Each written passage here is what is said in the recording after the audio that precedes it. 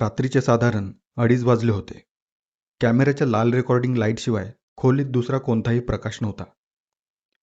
Guys, आपण सध्या साताऱ्याजवळच्या एका हॉन्टेड हाऊसमध्ये आहोत. करण कॅमेऱ्यासमोर कुजबुजत म्हणत होता. त्याचे 2 मित्र विकास आणि निलेश मागे उभे राहून टॉर्च फिरवत होते. ते तिघे यूट्यूबवर रिअल घोस्ट हंट करणारे म्हणून प्रसिद्ध होते. जुन्या ओसाड घरात रात्र काढणं आणि थेट प्रसारण करणं त्यांच्यासाठी साहस आणि कंटेंट दोन्ही होतं. घरात सुरुवातीला काहीच विचित्र वाटलं नव्हतं.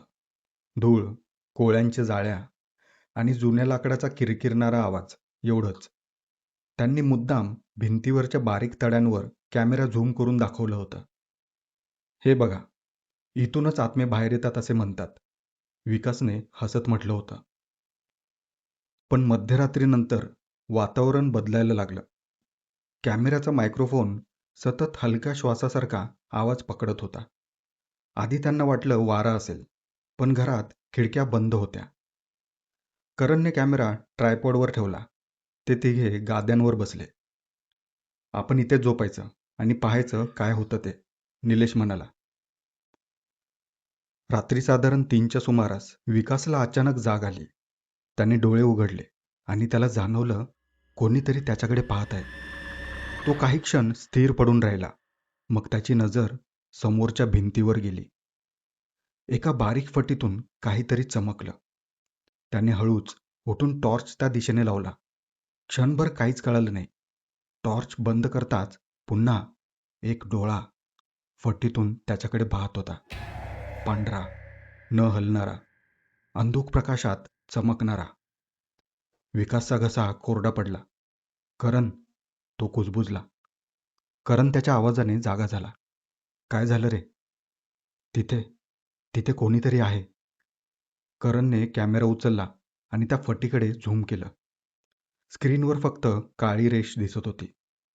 मग अचानक मायक्रोफोनमध्ये एक हलका आवाज आला. तुला लपाछपी खेळायची आहे का? तिघेही जण गोठून गेले. हे तू केलंस का? निलेशने घाबरत विचारले.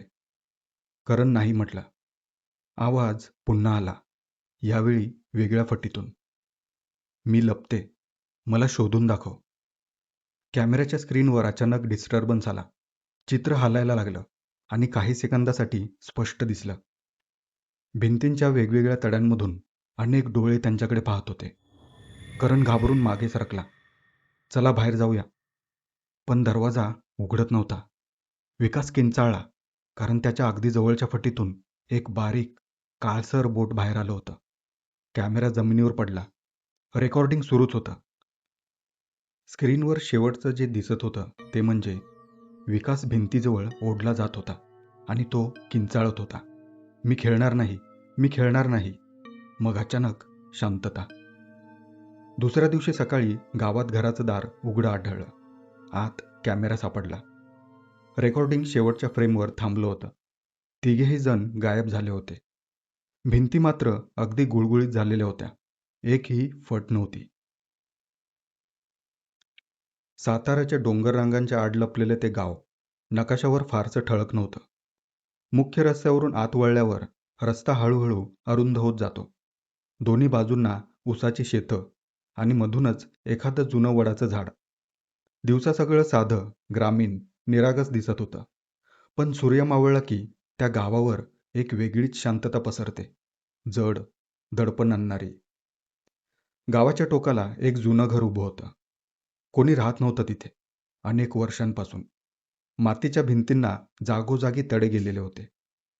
लाकडी दरवाजाची चौकट वाकडी झाली होती आणि छपराखालून लोंबकळणारी कोळ्यांची जाळी होती. ते घर मुंबईतल्या एका श्रीमंत व्यावसायिकाचं, अरविंद सावे यांचं होतं. त्यांच्या वडिलांच्या काळात ते बांधलं होतं. आता ते विकायचं ठरलं होतं. घर विकण्यापूर्वी त्याची खरी स्थिती समजावून घ्यावी, दुरुस्तीचा अंदाज घ्यावा आणि जमिनीची कागदपत्र नीट तपासून घ्यावीत, या उद्देशाने महेश, रोहित आणि समीर गावात आले होते. ते तिघेही मुंबईत एका रिनोव्हेशन आणि स्ट्रक्चरल कन्सल्टन्सीमध्ये काम करत होते. जुनी वाडी सदृश घरं, पडक्या इमारती आणि मोडकळीस आलेली गोडाऊन. अशा जागांची तपासणी करून त्यांना पुन्हा उभं करणं हे त्यांचं रोजचं काम होतं.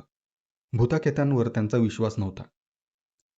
गावाकडे निघण्याआधी त्यांनी मालक अरविंद सावे यांना मुंबईत त्यांच्या ऑफिसमध्ये भेटले होते. सावे मध्यमवयीन, नीटनेटके कपडे घालणारे, बोलण्यात थोडी घाई असलेले. त्यांच्या टेबलावर जुन्या घराचे काही पिवळट फोटो ठेवलेले होते. हे माझ्या वडिलांनी बांधलेलं घर आहे, त्यांनी फोटो पुढे करत म्हटलं. मी लहान असताना इथे राहिलो होतो, पण नंतर आम्ही शहरात आलो. गावाशी संबंध तुटले. आता ते घर तसंच पडू नये. ते विकायचं ठरवलंय. महेशने फोटो बारकाईने पाहिले. मातीच्या भिंती, लाकडी खिडक्या, अंगण. स्ट्रक्चर मातीचं आहे. मेंटेनन्स नसेल तर भेगा पडल्या असतील, तो म्हटला. सावे काही क्षण शांत राहिले. मग हलक्या आवाजात म्हटले, भेगा आहेत. खूप आहेत असं ऐकलंय. त्यांच्या आवाजात एक क्षीण अस्वस्थता होती. रोहितने सहज विचारलं, कोणी राहत नाही का तिथे? नाही, सावे थोडक्यात म्हटले. गावातले लोक तिकडे फारसं जात नाहीत. त्यांनी वाक्य अर्धवट तोडलं. का? समीरने थेट प्रश्न विचारला. सावे काही सेकंद त्यांच्या चेहऱ्याकडे पाहत राहिले, जणू काही सांगावं की नाही याचा विचार करत. मग जबरदस्ती हसत म्हणाले, गावातल्या गोष्टी तुम्हाला माहीत आहेत. एक अफवा उठली की सगळे तिकडे जाणं टाळतात. मला त्या गोष्टींवर विश्वास नाहीये. तुम्ही फक्त स्ट्रक्चरल रिपोर्ट द्या, बाकी काही नाही. महेशने मान हलवली. आमचं कामच आहे ते. ऑफिसमधून निघताना सावेने एक चावी त्यांच्याकडे दिली. कुलूप जुनं आहे. उघडलं नाही तर तोडावं लागेल. आणि ते थोडे थांबले. रात्री तिथे थांबायचं असेल तर तुमच्या जबाबदारीवर थांबा. रोहित हसला. सर, आम्ही आधीही बऱ्याच जुनाट आणि पडक्या घरांमध्ये, इमारतींमध्ये झोपलोय. काही नाही होत. सावेने काही उत्तर दिले नाही. दुसऱ्या दिवशी सकाळी तिघे मुंबईहून कारने निघाले. शहरं मागे पडत गेली. गजबज कमी होत गेली. हायवेवरून पुढे जाताना दोन्ही बाजूंना हिरवीगार शेती, मधूनच एखादं धुराडं, एखादी विहीर दिसत होती. कारमध्ये सुरुवातीला गप्पा मस्करी सुरू होत्या. पण गावाच्या दिशेने आत वळल्यानंतर रस्ता अरुंद झाला. सिग्नल गायब झाले आणि मोबाईल नेटवर्क अधूनमधून कट होऊ लागलं. किती आत आहे हे गाव? समीरने जीपीएसकडे पाहत विचारलं. आणखीन 10 मिनिटं लागतील, महेश म्हणाला. गावात प्रवेश करताच काही मुलं खेळ थांबवून कारकडे पाहू लागली. पांढऱ्या भिंतींची घरं, दगडी रस्ते आणि दुपारच्या उन्हातही पसरलेली एक अजब शांतता. कार थांबवून त्यांनी चहाच्या टपरीवर घराचा पत्ता विचारला. टपरीवर 4-5 गावकरी बसले होते. महेशने विचारलं, सावेसाहेबांचं जुनं घर कुठे आहे? क्षणभर तिथे बसलेले सगळे शांत झाले. चहाचा कप ओठांजवळ नेलेला एक माणूस तसाच थांबला. दुसऱ्याने नजर चुकवली. एक कृश वयस्कर म्हातारा हळूच म्हणाला, तुम्ही त्या सावेसाहेबांचं घर उघडणार आहात का? महेशने सहज उत्तर दिलं, हो, रिपोर्ट द्यायचा आहे आम्हाला. म्हाताऱ्याच्या डोळ्यात क्षणभर काहीतरी चमकलं. काळजी की भीती ओळखता येत नव्हतं. तो पुढे झुकला आणि मंद आवाजात म्हणाला, तुमची कामं करा, पण तिथे रात्री थांबू नका. रोहितने हसत विचारलं, का? घर पडेल का? म्हातारा काही बोलला नाही. त्याने फक्त हाताने गावाच्या टोकाकडे इशारा केला. रस्ता सरळ आहे, शेवटचं घर आहे. ते तिघे कारकडे परतले. पण वातावरण बदललं होतं. थोडीशी चेष्टा, थोडं दुर्लक्ष. तरीही मनात एक बारीक कुतूहल निर्माण झालं होतं. गावाच्या टोकाला ते घर दिसलं, एकटं. आजूबाजूला इतर घरं असली तरी जणू त्यापासून थोडं दूर उभं असलेलं. दरवाजाचं कुलूप उन्हामध्ये गंजून तपकिरी झालं होतं. महेशने चावी लावली. कुलूप फिरलं नाही. त्याने सावेसाहेबांना फोन लावला. सर, कुलूप उघडत नाहीये. फोनच्या पलीकडून काही क्षण शांतता. मग सावे म्हणाले, तोडा. आम्ही आज रात्री तिथेच थांबू, महेश म्हणाला. सावेचा आवाज किंचित मंद झाला. तुमच्या सोयीनुसार करा, पण काही विचित्र वाटलं तर लगेच मला कळवा. विचित्र म्हणजे? रोहितने हसत विचारलं. फोनच्या दुसऱ्या बाजूला काही क्षण शांतता होती. मग सावे म्हणाले, काही नाही, फक्त काळजी घ्या. आणि कॉल कट झाला. कुलूप तोडताना एक कोरडा आवाज झाला. जणू आत काहीतरी बराच काळ वाट पाहत होतं. दरवाजा ढकलताच आतून थंड, बंदिस्त हवा बाहेर पडली आणि भिंतींवरच्या असंख्य बारीक फटी जणू त्यांच्या स्वागतासाठीच उघड्या होत्या. संध्याकाळी त्यांनी एक खोली निवडली आणि तिथेच गाद्या टाकल्या. गावात रात्री लवकर शांतता पसरली. दूर कुठेतरी कुत्र्यांचा आवाज आणि मग पूर्ण शांतता. घरात लाईट नव्हती. मोबाईलच्या टॉर्चवर काम भागवावं लागलं. थकलेले असल्यामुळे तिघेही लवकर झोपले. रात्री साधारण 3 वाजता रोहितला अचानक जाग आली. तो झटकन उठला नाही, फक्त डोळे उघडले. का जाग आली हे त्याला कळत नव्हतं. कोणताही आवाज नव्हता. तरीही त्याला स्पष्ट जाणवलं, कोणीतरी त्याच्याकडे एकटक पाहत होतं. ती जाणीव इतकी ठोस होती की त्याच्या छातीत धडधड वाढली. त्याने हळूच मान वळवली. समोरच्या भिंतीतल्या एका बारीक फटीत काहीतरी पांढरं चमकत होतं. त्याने नीट पाहिलं. तो एक डोळा होता. मोठा, पांढरट, पापणी न लवणारा, पूर्ण स्थिर. तो डोळा थेट रोहितकडे पाहत होता. रोहितचा श्वास अडकला. काही सेकंद तो हलू शकला नाही. मग त्या फटीतून एक मंद, थंड आवाज बाहेर आला. तुला लपाछपी खेळायची आहे का? आवाज अगदी जवळून आला होता, पण तोंड दिसत नव्हतं. फक्त तो डोळा दिसत होता. रोहितने महेशला हलवायचा प्रयत्न केला, पण हात जणू जड झाला होता. पुन्हा कुजबूज आली. मी लपते, तू मला शोध. रोहितच्या तोंडून नकळत शब्द बाहेर पडले. कोण आहेस तू?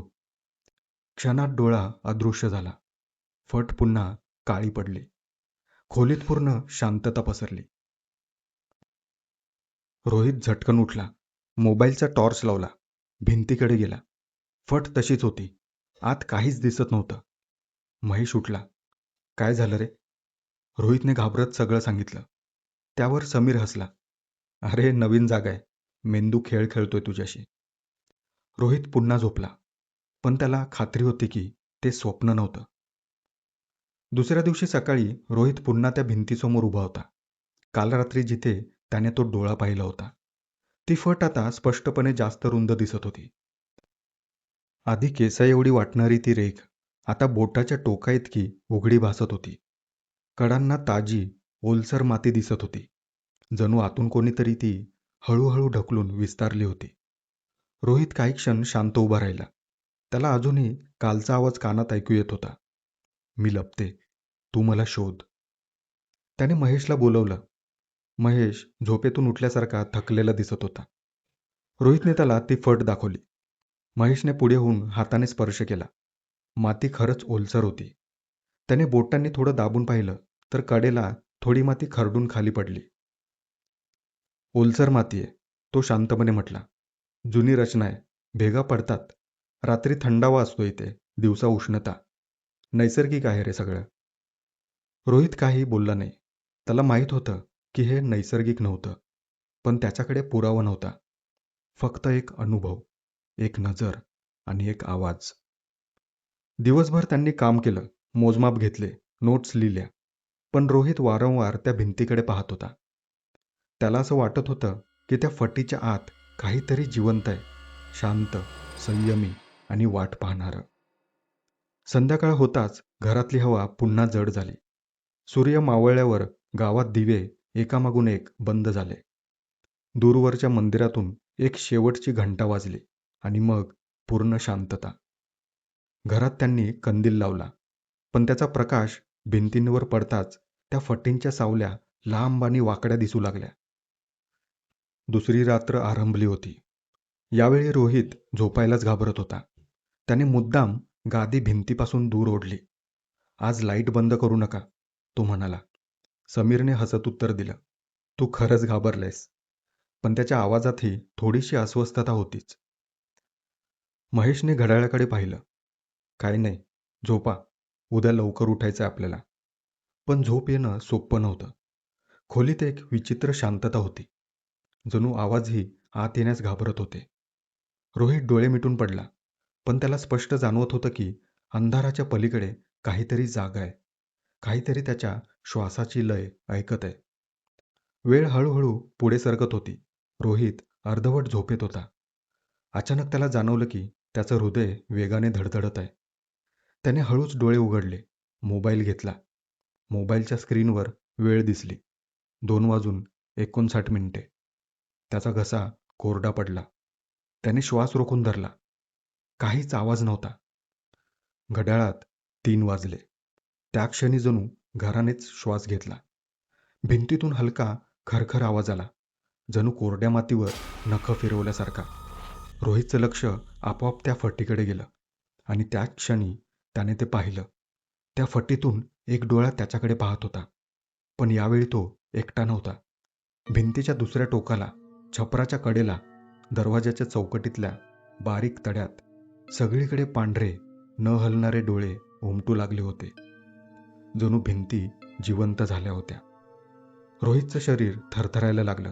त्याने महेशला हलवायचा प्रयत्न केला. महेश उठलाच नाही.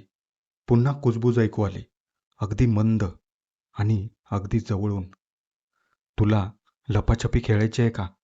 यावेळी तो आवाज जास्त भयानक आणि हृदय गोठवणारा होता. रोहितचे डोळे त्या मुख्य फटीत रोखले होते. त्या काळोखात आता केवळ डोळे नव्हते. एक चेहरा हळूहळू आकार घेत होता. लांबट, पांढरट आणि ओठांवर एक विचित्र, पातळ हास्य. मी लपते. आवाज पुन्हा आला. रोहितने डोळे बंद करायचा प्रयत्न केला, पण उशीर झाला होता. तो त्या नजरेत अडकला होता. फट हळूहळू मोठी होत गेली. माती आतून ताणली गेल्यासारखी फुगू लागली आणि त्या अंधारातून एक बारीक, काळसर बोट बाहेर आलं. तू मला शोध. खोलीतील कंदील अचानक विझला. संपूर्ण अंधार पसरला आणि रोहितची किंकाळी त्या घराच्या जाड मातीच्या भिंतींमध्ये अडकून राहिली. महेश दचकून उठला. रोहित? त्याने हाताने आजूबाजूला चाचपडत मोबाईल शोधला. स्क्रीनचा प्रकाश लागला आणि खोलीत निळसर उजेड पसरला.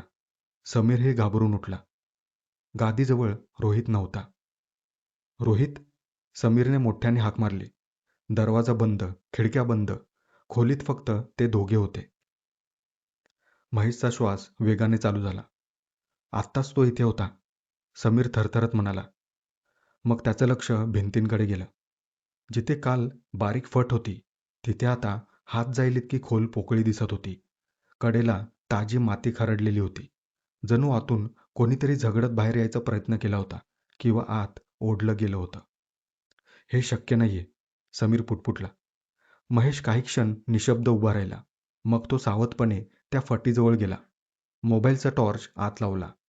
आत काळोख होता. प्रकाश जणू काही फूट आत जाऊनच थांबत होता. पुढे काहीच दिसत नव्हतं, पण त्याला स्पष्ट जाणवलं, आतमध्ये पोकळी आहे. भिंतीनितकी जाडी नाही, जणू त्या फटीमागे अजून एक जग आहे. थोड्या वेळाने एक हलकासा आवाज आला, अगदी दूरवरून. महेश! दोघांचेही अंग शहारले. तो आवाज रोहितसारखाच होता. महेश, मी लपलोय. समीर मागे सरकला. तो आत आहे, त्याला बाहेर काढूया. महेशचा मेंदू वेगाने काम करू लागला. भीतीच्या पलीकडे जाऊन तो विचार करत होता. जर रोहित खरंच आत असेल, तर ही भिंत आतून पोकळी आहे. कदाचित जुन्या रचनेत काही गुप्त जागा असतील. पण मग दरवाजा बंद कसा? किंकाळी इतकी अचानक थांबली कशी? पुन्हा आवाज आला, यावेळी जरा वेगळा. तू मला शोधलं नाहीस. आवाजात आता एक वेगळाच सूर होता. रोहितचा टोन, पण शब्द वेगळे. आणि त्यामागे हलकीशी कुजबूज. जणू अनेक आवाज एकत्र येत होते. महेशने धैर्य एकवटलं. रोहित, बाहेर ये. तू कुठे आहेस? क्षणभर शांतता पसरली. मग त्या फटीत 2 पांढरे ठिपके चमकले. डोळे. ते स्थिरपणे त्याच्याकडे पाहत होते. समीर किंचाळला. तो रोहित नाहीये. फटीच्या आतून हलकंसं हसू उमटलं. खेळ अजून संपलेला नाही. अचानक भिंतीच्या फटी जवळ येऊ लागल्या. दोघेही मागे सरकले. एकमेकांना बिलगले. भिंतींवरच्या फटी बंद झाल्या. आवाज बंद झाला. खोली पुन्हा शांत झाली होती.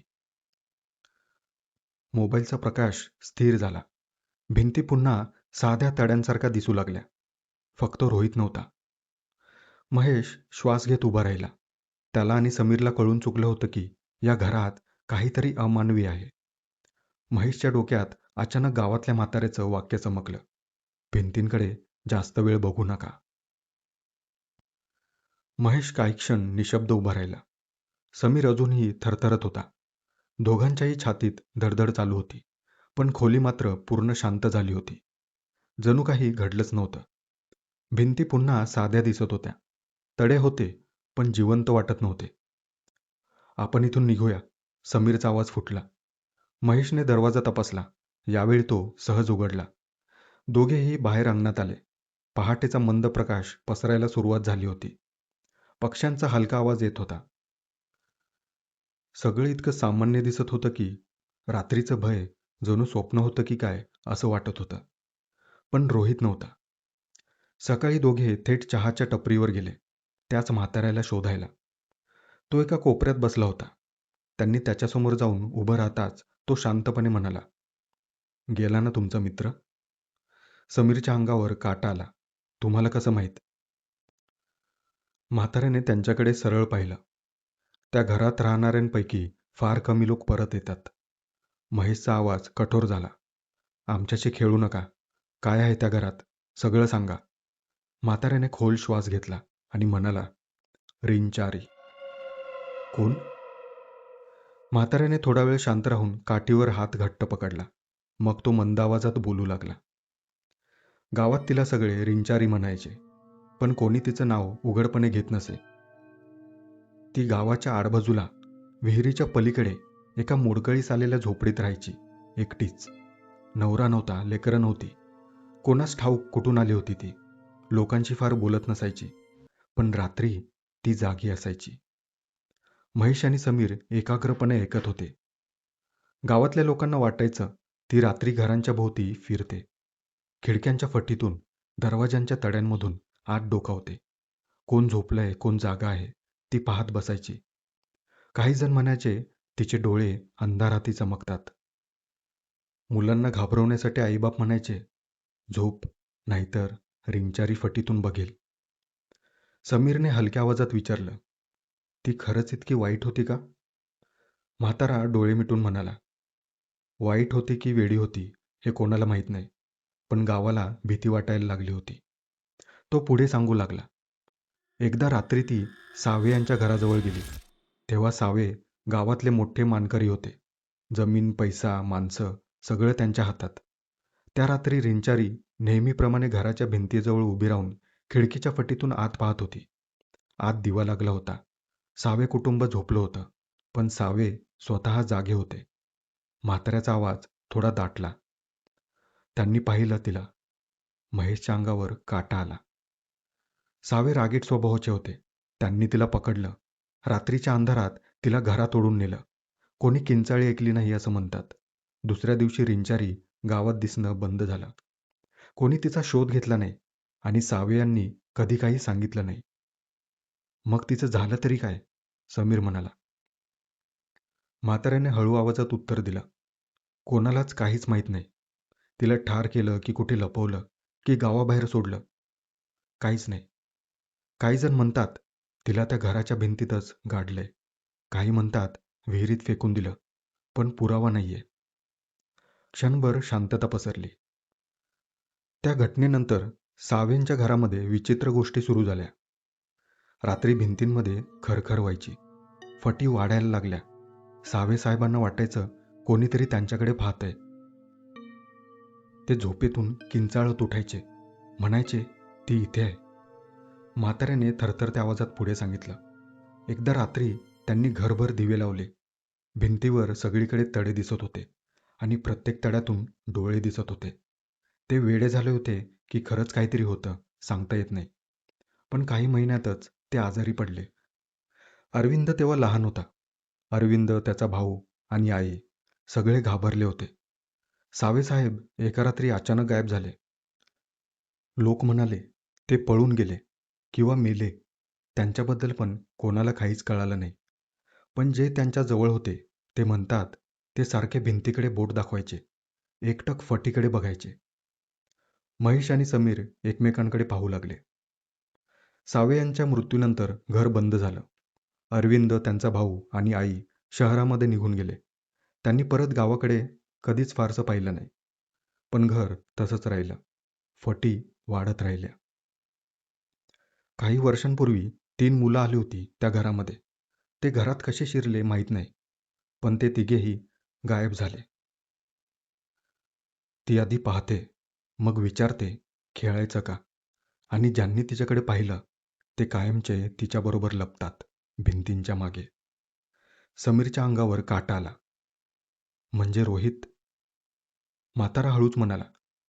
तो आता तिच्या जगामध्ये आहे, जिथे भिंती संपत नाहीत, फटी संपत नाहीत आणि नजर कधीच मिटत नाही. महेशच्या मनात एक विचार घोळत होता. कदाचित रोहित अजूनही जिवंत असेल. त्याला वाचवता येऊ शकतं. त्याने समीरला बाजूला घेतलं आणि म्हणाला, समीर, रोहितला आपण कदाचित वाचवू शकतो. पण कसं? आपण काय करू शकतो या भयानक रिंचारीचं? माझ्या तर अंगाचं पाणी पाणी झालंय आत्ताच. समीर आवंडा गिळत म्हणाला. हे बघ, घाबरू नकोस. तुला आठवतं, एकदा आपण कोकणात एका गुरूंना भेटलो होतो. त्यांच्या वाडीचं काम आपणच घेतलं होतं. त्यांनी आपल्याला नंबर दिला होता आणि सांगितलं होतं, कधी अशा अडचणी आल्या तर नक्की सांगा. महेशने जुन्या डायरीतला नंबर शोधला. हात किंचित थरथरत होता. त्याने कॉल लावला.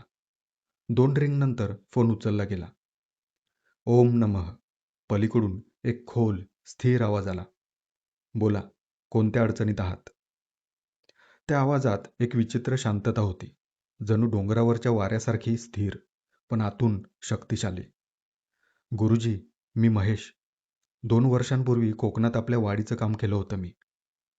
क्षणभर शांतता. हो, आठवतंय, गिरीनंद म्हणाले. तुम्ही जुनी विहीर पुन्हा उघडली होती. महेशने थोडक्यात सगळं सांगायला सुरुवात केली. जुनं घर, भिंतीतली फट, डोळे, लपाछपीचा प्रश्न आणि रोहितचं गायब होणं. फोनच्या दुसऱ्या बाजूला बराच वेळ काहीच आवाज नव्हता. मग गिरीनंदांचा आवाज जरा गडद झाला. ती दृष्टीभक्षी आहे. समीर घाबरून महेशकडे पाहू लागला. गिरीनंद पुढे म्हणाले, अशा शक्ती नजर खातात. तुम्ही तिच्याकडे पाहिलंत किती बळकट होते. तुम्ही तिच्याशी बोललात किती अधिकार मिळवते.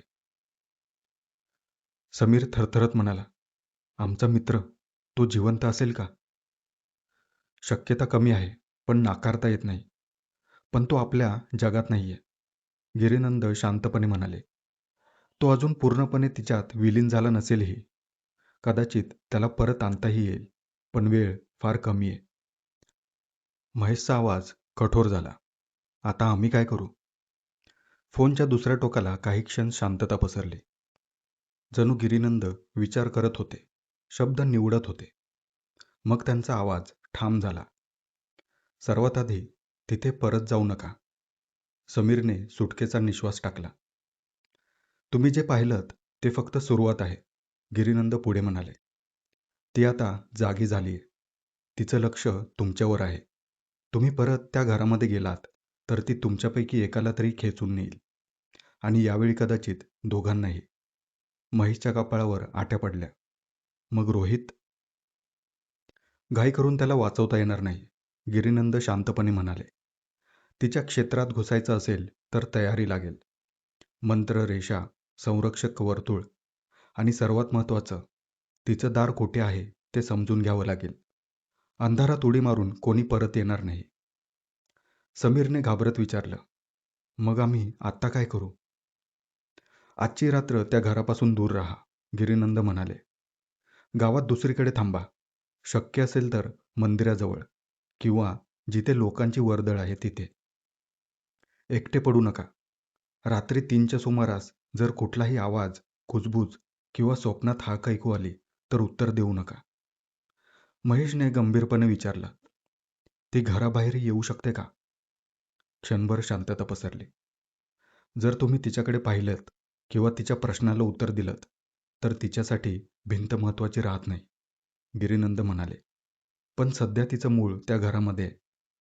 तोपर्यंत तुम्ही सुरक्षित आहात, जर तुम्ही नियम पाळलेत तर. समीरने एक आवंडा गिळला. गिरीनंद पुढे म्हणाले, मी उद्या दुपारी तिथे येईन. सूर्य डोक्यावर असेल तेव्हा. अंधारात तिची ताकद आहे. प्रकाशात तिचं दार उघडायला मला सोपं जाईल. महेश काही क्षण शांत राहिला आणि म्हणाला, आम्ही तुमची वाट पाहतो. पलीकडून फोन कट झाला. हवेतील शांतता जड झाली. समीरने महेशकडे पाहिलं. आपण खरंच त्या घरात जाणार नाही आहोत ना आज? महेशने गावाच्या टोकाकडे पाहिलं. दूरवर ते घर सूर्यप्रकाशात अगदी निरागस दिसत होतं. पण त्याला माहीत होतं, अंधार पडला की ती पुन्हा जागी होईल. आज नाही, तो हळू आवाजात म्हणाला. उद्या गिरीनंद येतील, मग आपण हा खेळ संपवू. त्यांनी मागे वळून पावलं टाकली. म्हाताऱ्याच्या मदतीने त्यांनी गावातील एका घरात राहायची सोय करून घेतली. दूरवर त्या घराच्या भिंतीतल्या एका बारीक फटीत काहीतरी हललं. जणू कोणीतरी त्यांची परत येण्याची वाट पाहत होतं. रात्र अजून यायची होती. गावात संध्याकाळ लवकर उतरली. सूर्य डोंगरामागे सरकला की सावल्या अचानक लांब होतात आणि मग काही मिनिटातच सगळं काळोखात बुडून जातं. म्हाताऱ्याने त्यांच्या गावच्या मध्यभागी असलेल्या एका जुन्या कौलारू घरात राहायची सोय करून दिली होती.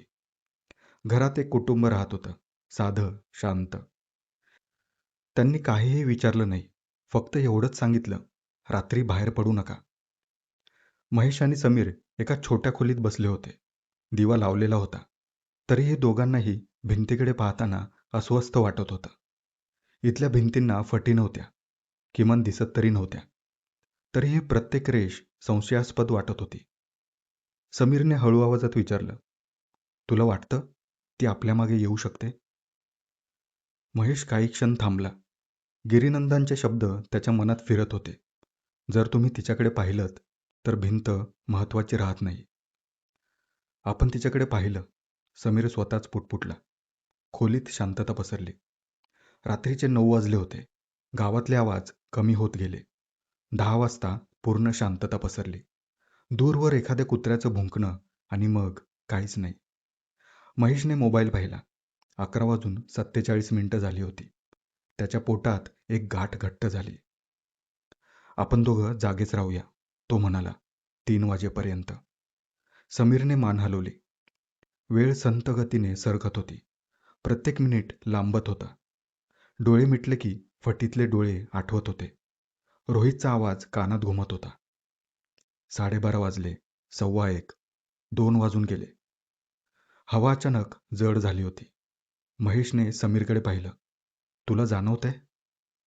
समीरने होकारार्थी मान हलवली. खोलीतील दिव्याचा प्रकाश किंचित फडफडला. खिडकी बंद होती. तरीही आत एक थंड झुळूक फिरली. 2 वाजून 58 मिनिटं झाली होती. दोघांचेही श्वास मंद झाले आणि 3 वाजले होते. अचानक खोलीच्या एका कोपऱ्यातून कुजबूज आली, अगदी मंद. महेश? समीरचे हात थरथरू लागले. आवाज पुन्हा आला. मी लपलोय. रोहितचा आवाज होता तो, जिवंत, अगदी जवळचा. समीरच्या डोळ्यात पाणी आलं. तो आहे, तोच आहे. महेशने त्याचा हात घट्ट पकडला. उत्तर देऊ नकोस. भिंतीवर हलकी रेष उमटल्याचा आवाज झाला, जणू प्लास्टरवर नखं फिरवल्यासारखा. तुम्ही मला सोडलत. आवाज आता स्पष्ट झाला होता. मी अंधारात आहे. समीरला स्वतःला आवरता येईना. रोहित, तो म्हणाला. महेशने त्याच्या तोंडावर हात ठेवला आणि म्हणाला, शांत राहा. क्षणभरासाठी कुजबूज थांबली. मग एक वेगळाच आवाज आला. एक हसू, थंड, स्त्रीचा आवाज.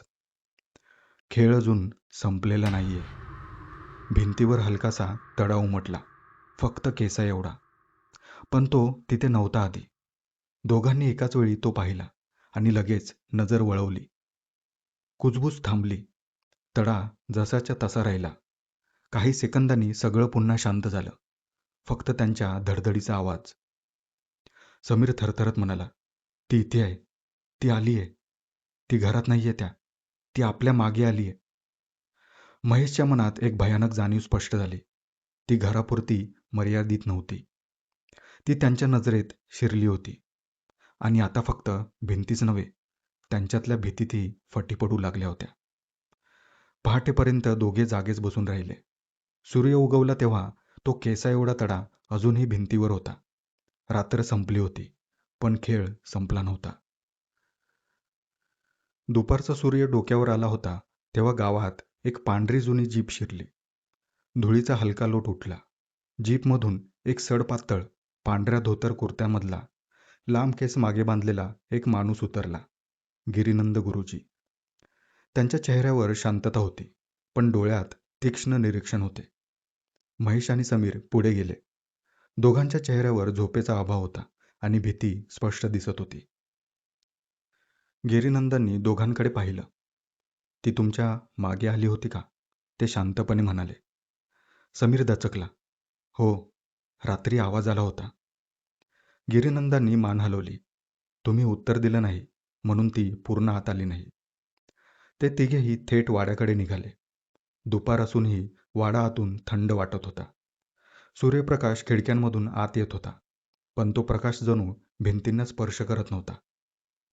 गिरीनंदांनी दारात पाऊल टाकताच क्षणभर डोळे मिटले.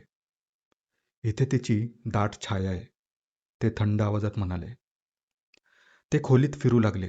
भिंतींवर हात फिरवत होते, तडे तपासत होते. जिथे मोठी फट होती तिथे काही क्षण उभे राहत होते. हे तिचं मुख्य दार नाहीये, त्यांनी ठामपणे सांगितलं. महेश चकित झाला. पण ती तर इथूनच आली होती. ती इथून दिसली होती, गिरीनंद म्हणाले. उत्पत्ती इथे नाहीये. ते वाड्याभोवती फिरू लागले. वाड्याच्या मागच्या बाजूला गवत दाट वाढलेलं होतं. जुनी विटांची भिंत होती आणि त्या भिंतीलगत एक छोटंसं घर दिसलं, जणू कोणी मुद्दाम मागे लपवून ठेवले असं. हे घर आधी पाहिलं नव्हतं आपण, समीर कुजबुजला. गिरीनंद थांबले. त्यांच्या चेहऱ्यावरचे भाव बदलले होते. ती इथेच आहे. ते तिघेही हळूहळू त्या घराकडे गेले. दार अर्धवट उघडं होतं. आत धूळ, जाड भिंती आणि एक जुनी लाकडी खुर्ची होती. खोलीत विचित्र थंडावा होता. बाहेर उन्हं असूनही आतमध्ये थंडावा फार होता. आत फार काही नव्हतं. एका कोपऱ्यात एक कपाट होतं. एका बाजूला अडगळ होती, मोडकी भांडी, जुने कपडे. महेशने हलक्या आवाजात विचारलं, इथे कोणी राहत होतं का? गिरीनंद शांत होते. ते खोलीत फिरले. भिंतींवर बोटांनी टकटक केलं. एका जागी त्यांना एक वेगळा आवाज आला, पोकळ. त्यांची नजर कपाटावर गेली. हे कपाट उघडा. समीरने कपाटाचं दार ओढलं. ते चर्रकन उघडलं. आत जुने कपडे, काही पिवळट कागद आणि धूळ होती. गिरीनंदांनी हात आतमध्ये घालून कपडे बाजूला सारले. मागची भिंत दिसली. भिंतीत एक उभी रेघ होती. केसा एवढी नाही, अगदी स्पष्ट. जणू 2 विटांच्या मधली जागा मुद्दाम भरून ठेवली होती. गिरीनंदांनी हात त्या जागेवर ठेवला. क्षणभर खोलीत गारवा पसरला. समीरला अंगावर काटा आला. इथे इथे काहीतरी आहे. गिरीनंदांचा आवाज मंद झाला होता. हीच जागा आहे. महेशच्या छातीत धडधड वाढली. इथे काय आहे?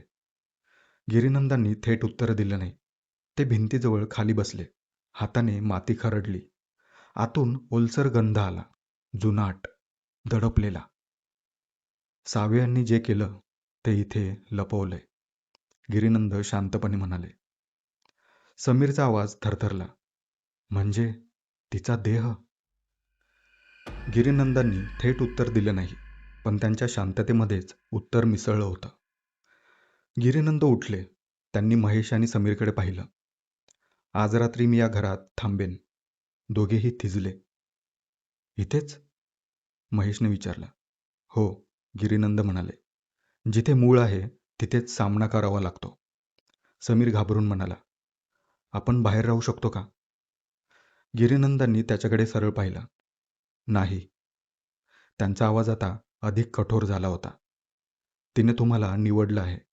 तुम्ही दोघं नसाल तर ती प्रकट होणार नाही. माझ्या एकट्याच्या उपस्थितीमध्ये ती प्रकट नाही होणार. आज रात्री तुम्हालाही इथेच थांबावं लागेल. खोलीमध्ये शांतता पसरली. बाहेर सूर्य झुकत होता आणि कपाटामागच्या त्या भिंतीतली रेघ हलक्या आवाजात खरखरली. जणू आतून कोणीतरी हललं होतं.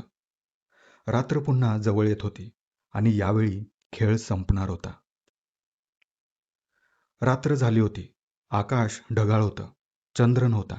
गावात सगळीकडे शांतता पसरली होती.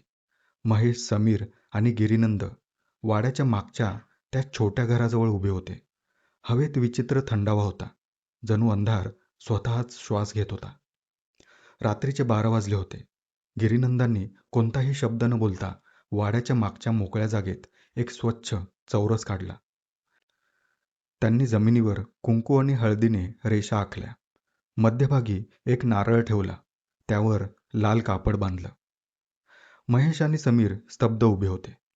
गिरीनंदांनी दिवा लावला. ते डोळे मिटून मंत्र म्हणू लागले. मंत्रांचा स्वर सुरुवातीला मंद होता, मग हळूहळू वाढत गेला. हवेत कंपन निर्माण झाल्यासारखं वाटू लागलं. अचानक छोट्या घराच्या भिंतीतून एक तडा उमटला. तो तडा जाड भिंतीवरून सरकत पुढे जाऊ लागला. जणू जिवंत साप भिंतीतून रांगतोय असं दिसत होतं. तो तडा सरळ वाड्याकडे गेला. समीर थरथरला. ती येते. तडा वाड्याच्या भिंतीजवळ पोचला, पण गिरीनंद आधीच तयार होते.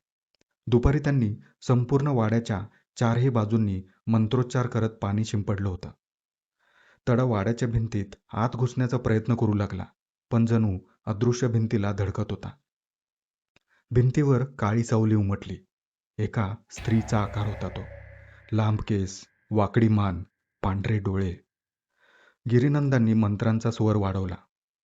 मध्यभागी त्यांनी यज्ञ सुरू केला.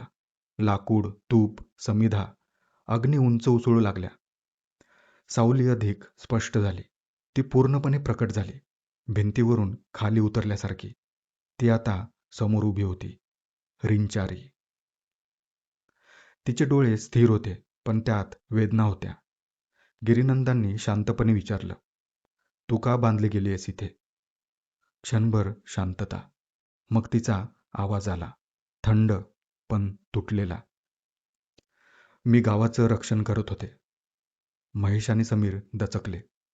ती पुढे म्हणाली, रात्री मी जागी राहायचे, फटीतून पाहायचे. वाईट सावल्या, काळ्या शक्ती, जंगलातून येणाऱ्या छाया. गावावर येऊ नयेत म्हणून मी त्याला थांबवायचे.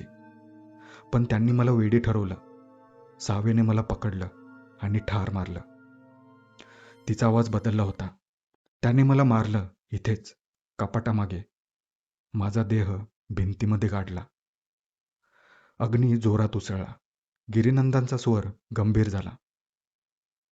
तुझ्यावर अन्याय झाला, पण तू आता निरपराधांना बांधतेस. तिचे डोळे महेशकडे वळले. त्याने मला पाहिले. त्याने मला उत्तर दिले. समीरच्या डोळ्यात पाणी आलं. गिरीनंद ठाम आवाजात म्हणाले, आता मुक्त हो. तुझ्या देहाला अग्नी दिला जाईल. तुझा क्रोध इथेच थांबव. क्षणभर ती शांत उभी राहिली. मग तिचा चेहरा वाकड्या रागामध्ये बदलला. ती पुढे म्हणत होती, खेळ अजून. पण तेवढ्यात गिरीनंदांनी तात्काळ एक शक्तिशाली मंत्र उच्चारला. अग्नी अचानक उंच उसळला. रिंचारी किंचाळली. तिचा आकार तुटू लागला. ती मागे सरकली. सावली पुन्हा भिंतीत ओढली गेली. तडा मागे सरकू लागला, सरळ छोट्या घराकडे. लवकर, गिरीनंद ओरडले. अवजार घ्या. महेश आणि समीर धावत मागच्या घरामध्ये गेले. कपाट बाजूला केलं. भिंतीवरचा तडा अजूनही हलत होता. महेशने हातोडा उचलला आणि भिंतीवर घाव घातला. धाड धाड करत भिंत तडकली. ओलसर माती खाली पडली. आतून जुनाट गंध बाहेर आला. काही वेळात विटा कोसळल्या आणि आत एक मानवी सांगाडा दिसला. जुनाट कपड्यांचे तुकडे, लांब केसांचे अवशेष. समीर थरथरला. गिरीनंद शांतपणे पुढे आले. त्यांनी सांगाडा बाहेर काढला. बाहेर आणून अग्नीसमोर ठेवला. मंत्र सुरू झाले. अग्नीने हळूहळू त्या सांगाड्याला कवेमध्ये घेतलं. हवा हलकी होत गेली. वाड्यातील जडपणा कमी झाला. भिंतींवरील तडे स्थिर झाले आणि शांतता पसरली. पहाट जवळ येत होती. महेशने हलक्या आवाजात विचारलं, रोहित? गिरीनंदांनी त्याच्याकडे पाहिलं. तो आता तिच्या जगात सामावलाय. तिच्या मुक्तीने तिचं बंधन संपलं. पण जो तिच्यासोबत विलीन झाला तो परत येणार नाही. महेशच्या छातीत वेदना उसळली. समीर शांतपणे उभा होता. त्याच्या डोळ्यात अश्रू दाटले होते. गिरीनंदांनी शेवटचं वाक्य उच्चारलं. वाडा आता मुक्त झालाय. गाव मुक्त झालं. पण प्रत्येक खेळात काही किंमत असते. ती द्यावीच लागते. सूर्य उगवू लागला. वाडा आता शांत दिसत होता. भिंती गुळगुळीत झाल्या होत्या. फटी स्थिर झाल्या होत्या आणि रिंचारीची नजर शेवटी मिटली होती.